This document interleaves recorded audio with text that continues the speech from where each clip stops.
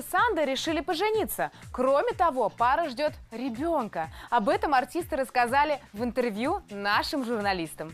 Связать себя узами брака Кентал и Санда решили в пример остальным. Все трудности, с которыми сталкивается молодая семья, они хотят показать на себе. Рано женятся, рано разводятся, и что толку?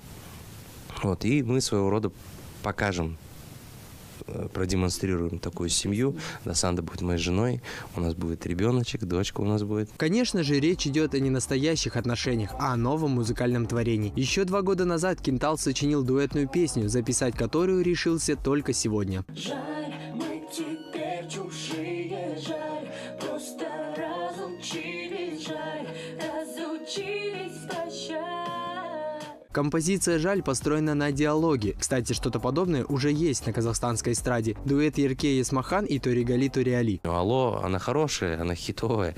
Мы уважаем наших коллег, которые исполняют эту песню. Но у нас другая аудитория. И я думаю, что более широкая. К тому же идея сделать из песни диалог пришла Кенталу раньше, но осуществить ее мешала депрессия, в которую певец впадал каждый раз, когда приступал к ее написанию. Как только обратно берусь за эту песню, я опять заболевал очень сильно.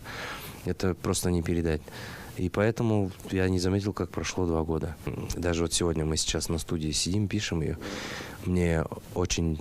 Я чувствую, что я опять... Мне становится очень плохо. Всему виной богатое воображение, признался Кентал. Ведь он в жизни не проходил через то, о чем написал. Я просто стараюсь включаться, как и он, быть на той же волне, тоже пропускать через себя, где-то включать актерские способности. Здесь главное эмоции передать. Чтобы и зрителю стало плохо. Таким образом, артисты хотят заставить задуматься всех о ценностях крепкой семьи. Клип Санда и Кентал планируют снять весной. Лимар Удасова, Наиль Бузунов, Респая Кыш. Ревью.